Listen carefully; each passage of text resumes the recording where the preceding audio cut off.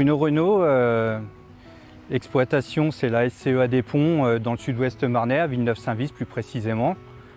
J'exploite 170 hectares. Les cultures que je pratique, c'est les cultures traditionnelles de la région, blé, orge, betterave, luzerne. En diversification, c'est principalement culture d'endives, raigra porte-graines. Et ce qui est un peu spécifique sur mon exploitation, c'est que j'ai pas mal de terres marécageuses et où je fais une vingtaine d'hectares de maïs en monoculture depuis une cinquantaine d'années. Je suis seul sur l'exploitation. Jusqu'à présent, le grand-père me donnait le coup de main encore pour ponctuellement quand il y avait un petit coup d'outil à passer. Le matériel est principalement en propriété, sauf le déchômage et le broyage qui est avec la CUMA du village. Alors la moisson 2023 se passe très bien.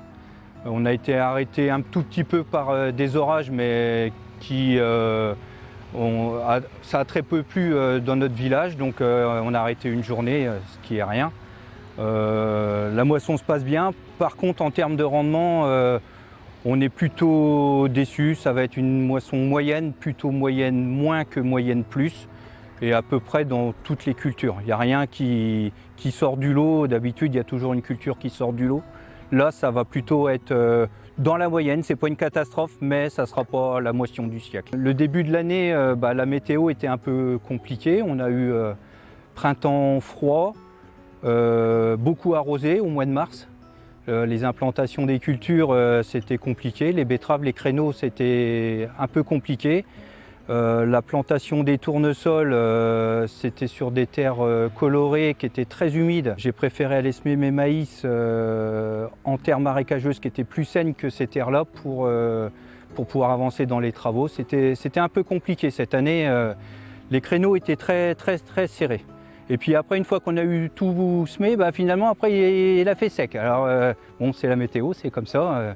Mais dans l'ensemble, je pense que les cultures d'automne ont souffert. Principalement, les petits pois d'hiver. Cette première année que j'en faisais, il y a eu de la bactériose énorme. Rendement 11 quintaux, donc catastrophe. Et bon, c'était l'année à ne pas en faire, à ne pas essayer. Bon, c'est tout, tant pis, c'était comme ça. Et puis les cultures de printemps, finalement, on a eu du mal à les implanter, mais la météo fait que c'est bien parti. Les maïs sont très jolis, les betteraves très bien.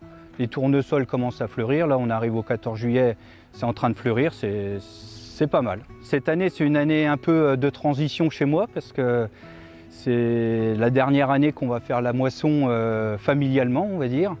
Le grand-père, la gamine qui donnait le coup de main, c'est la dernière année. Le grand-père, à 80 ans, il est temps de rester tranquillement à la maison ou de nous apporter la petite canette qui va bien.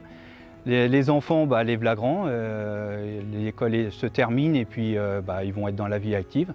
Donc pour l'année prochaine, opportunité avec des voisins de travailler en commun. On va changer la moissonneuse et puis ça sera une nouvelle formule. Do you recall when we were young, running from all things at once, without thinking twice? And I knew it would catch up and that we would be the one.